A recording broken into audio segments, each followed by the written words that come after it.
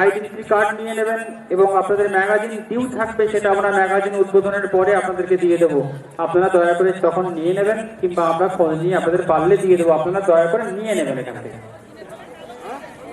যে সমস্ত রোগী যারা বিভিন্ন অসুখ বিসুখে ভুগছেন, আমাদের আমাদের 8 জন ডাক্তারবাবু লাইন দিয়ে বসে আছেন। আপনারা আমাদের মাননীয় সদস্য